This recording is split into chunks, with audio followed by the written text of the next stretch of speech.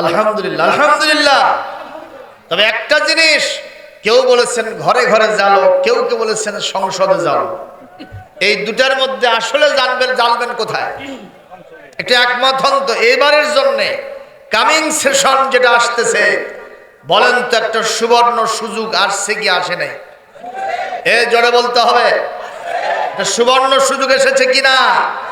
বাংলাদেশের সকল হুজুরদের সংগঠন এক জায়গায় যদি হয়, একটা আসনে যদি হুজুরদের একটা বাক্স হয়, আমার মনে হয় এবার বাংলাদেশ হবে আল কোরআনের বাংলাদেশ। আপনারা কি চান? যদি এই সুযোগটা কাজে না লাগান, ইতিহাস আপনাদের খাতির করবে না। কথা বলেন ঠিক কিনা?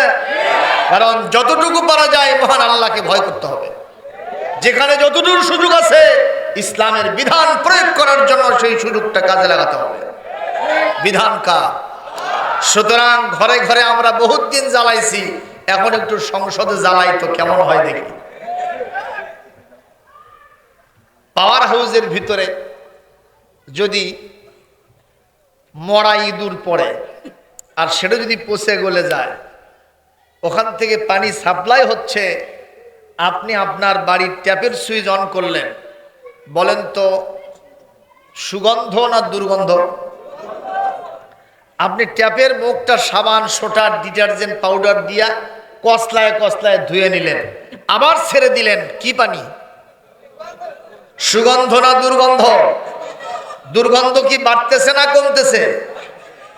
আরো ধুইলেন, বাংলাদেশের সবগুলি এলাকার সব জায়গায় আপনি ট্যাপের সুইচের মুখটা ভালো করে ধুইলেন, কোনো কাম?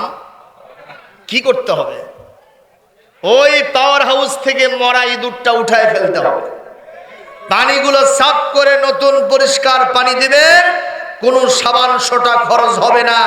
যেখানেই ট্যাপের সুইচ অন করবেন সেখানেই সুগন্ধময় সুপেয় ঠান্ডা পানি আপনি পেয়ে যাবেন। অনুরূপভাবে মুসলমানদের একটা দেশের পাওয়ার হাউস হলো সংসদ। কথা কয় না?